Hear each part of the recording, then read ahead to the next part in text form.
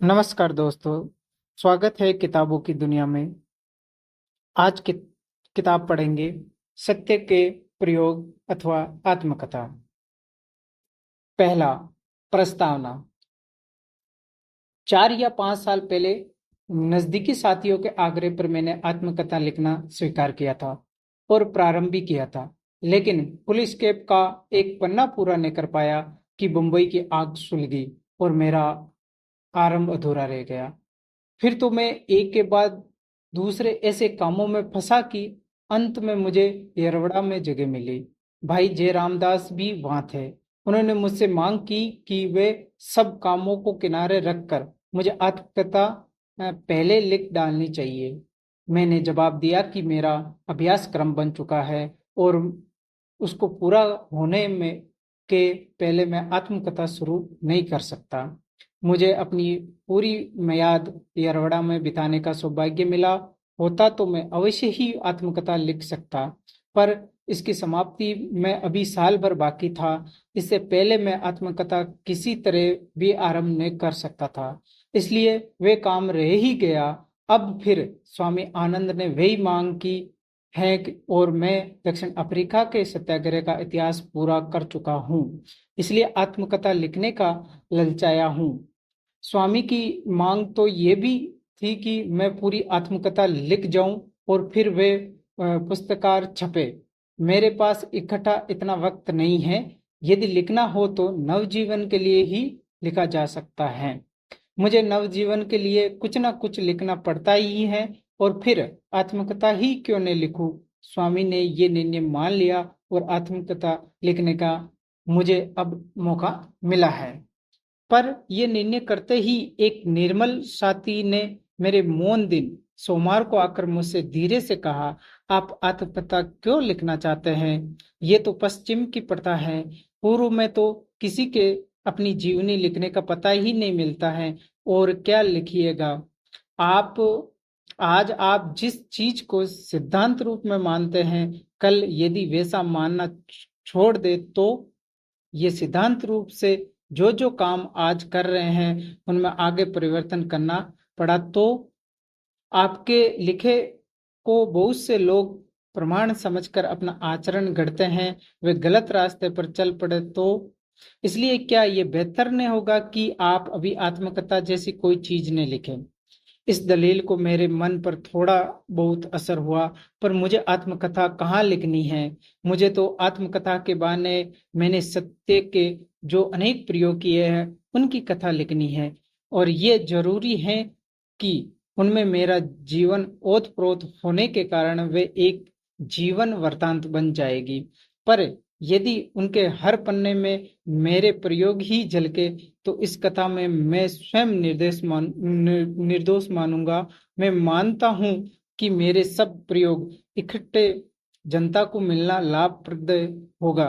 इसे मेरा मोह भी कहा जा सकता है। मेरे राजनीतिक क्षेत्र के प्रयोगों को आज तो हिंदुस्तान ही नहीं बल्कि कुछ अंशों में सभ्य जगत भी जानता है। इसकी कीमत मेरी नजरों में कम से कम है, और इन प्रयोगों की बदौलत मुझे जो महात्मा की पदवी प्राप्त हुई है उसकी कीमत भी बहुत थोड़ी है। कई बार तो इस विश्लेषण ने मुझे अत्यधिक दुख भी दिया है। इस विश्लेषण से मैं फूल गया हूँ ऐसा एक क्षण भी मुझे याद नहीं।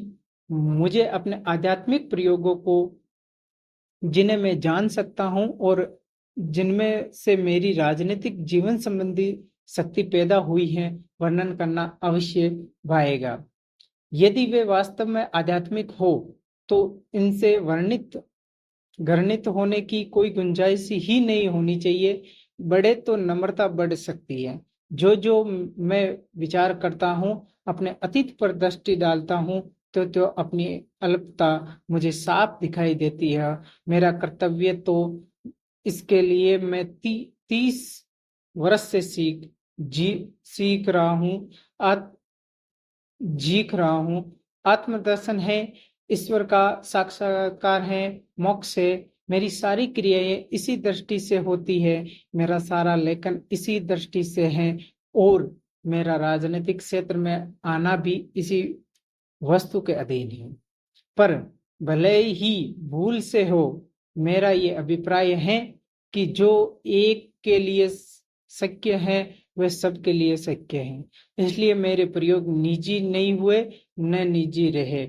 मुझे नहीं लगता है कि इन प्रयोगों के सबके सामने प्रकट करने से उनकी आध्यात्मिकता कम होती है। ऐसी कुछ वस्तुएं अवश्य हैं जिन्हें आत्मा ही जानती है और वे आत्मा में ही शांत हो जाती है, पर ऐसी वस्तुओं का देना मेरे बूते के बार है। मेरे प्रयोग में तो आध्यात्मिक अर्थात नैतिक धर्म और नीति आत्मा की दृष्टि से अवलंबन की हुई नीति धर्म है। अतः जिन वस्तुओं का निर्णय बालक, युवा, वृद्ध करते हैं और कर सकते हैं, उन्हीं वस्तुओं का समावेश इस कथा में होगा। ऐसी कथा यदि मैं तटस्थ रूप से निर्भीयमान रहकर लिख सकूं, तो उससे दूसरे प्रयोग करने वालों को कुछ सामग्री मिल सकती है। अपने प्रयोगों के संबंध में मैं किसी तरह की संपूर्णता का दावा नहीं करता। जैसे विज्ञान शास्त्री अपने प्रयोग अत्यंत नियम, विचार सहित और सूक्ष्मता पूर्वक करता है, फिर भी उससे उत्पन्न हुए परिणामों को वे अंतिम नहीं कहता, अथवा ये नहीं कहता कि ये सच्चे परिणाम है। इसी संबंध में ये संशय नहीं है, तटस्थ रहता है। वैसे ही अपने प्रयोगों के विषय में मेरा भी मानना है। मैंने खूब आत्मनिरीक्षण किया है, प्रत्येक भाव को जांचा है, उनका विश्लेषण किया है, पर उनसे पैदा हुए परिणाम सबके लिए अंतिम ही है, अथवा ये सही है, ऐसे दावों में कभी करता ही नहीं चाहता। हाँ, एक दावा जरूर करता हूं कि मेरी नजरों में ये सही है और इस समय तो आखिरी से लगते हैं। यदि ऐसा न लगे तो मुझे बुनियाद पर कोई इमारत खड़ी नहीं करनी चाहिए। मैं तो हर पग पर जिन वस्तुओं को देखता हूँ उनके त्याज्य और ग्राह्य दोनों हिस्से कर लेता हूँ और ग्राह्य के अनुसार अपने आचरण बनाता हूँ, और आत्मा को जब तक संतोष दे तब तक मुझे शुभ परिणामों के विषय में अटूट विश्वास रखना ही चाहिए। यदि मुझे केवल सिद्धांत और तत्वों का ही वर्णन करना हो तो इस आत्मकथा के लिखने की जरूरत न रह जाए, पर मुझे तो इस उनके ऊपर रचे हुए कार्यों का इतिहास देना है, और इसलिए मैंने इस प्रयत्न का नाम सत्य के प्रयोग दिया है।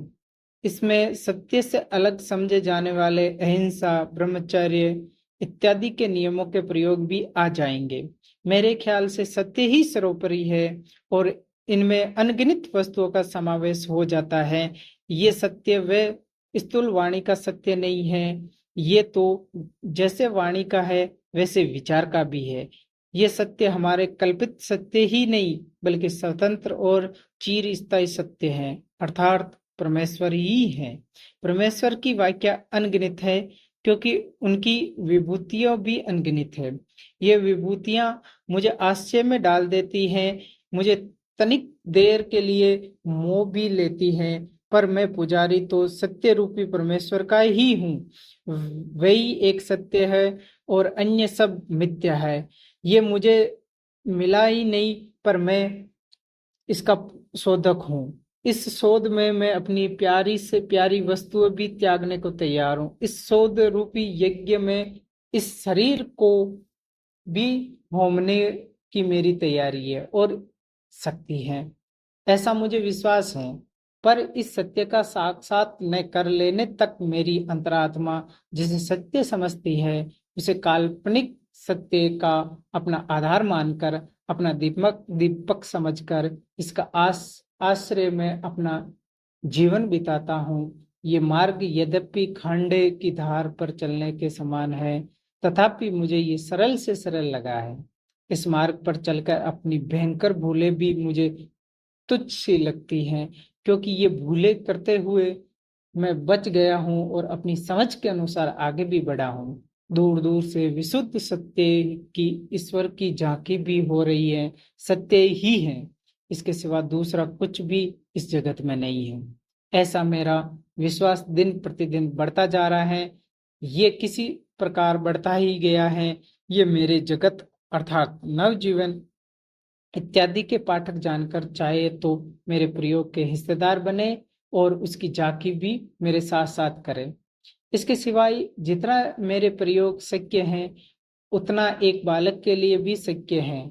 ये मैं अधिकाधिक मानने लगा हूँ और इसके लिए मेरे पास सबल कारण है।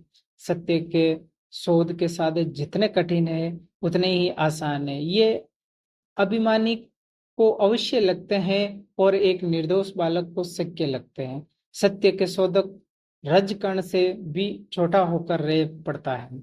सारा जगत रजकण को कुचलता है, पर सत्य के पुजारी के लिए तो स्वतंत्र सत्य की झांकी तब तक दुर्लभ है जब तक कि वे इतना अल्प न बन जाए कि रजकण उसे कुचल सके। ये वस्तु विशिष्ट विश्वामित्र के आख्यान में स्पष्ट रूप से बतलाई गई है। क्रिस्तान धर्म और इस्लाम भी इसी वस्तु को सिद्ध करते हैं। जो प्रकरण में लिखने वाला हूँ ये उनमें यदि पाठक को अभिमान की गंध आए तो अवश्य समझ लेना कि मेरी शोध में त्रुटि है और मेरी झांकी मृग तृष्णा के जल के समान है। भले ही मेरे जैसे अनेक का सह हो, पर सत्य की जय हो। अल्प आत्मा को नापने के लिए सत्य के गज को कभी छोटा होने का अवसर न आए। मैं चाहता हूं कि मेरे लेखों को कोई प्रणाम भूत न समझे। ये मेरी विनय है। मैं इतना ही चाहता हूं कि इनमें जिन प्रयोगों की चर्चा की है उनका दृष्टांत रूप मानकर अपने अपने प्रयोग यथाशक्ति या यथामिति करे। इस संकुचित क्षेत्र पर मेरी आत्मकथा के लेखों में से बहुत कुछ मिल सकेगा, ऐसा मेरा विश्वास है। क्योंकि जो कहने योग्य है ऐसी एक भी बात मैं छिपाने वाला नहीं हूँ। मैं पाठकों को अपने दोषों को भान पूरी तरह कराने की आशा करता हूँ। मुझे सत्य के शास्त्रीय प्रयोगों का वर्णन करना है, अपने गुण बखाने की तिल मात्र भी इच्छा नहीं है। जिस गज से मैं अपने आप को नापता हूँ और जिसे हम सबको अपने लिए काम में लाना चाहिए, उनके अनुसार मैं अवश्य कहूंगा कि मौसम कौन कुटिल खल कामी, जिन तन दियो ताही बरसायो ऐसी नमक हरामी। क्योंकि जिसे मैं संपूर्ण विश्वास के साथ अपने स्वेच्छा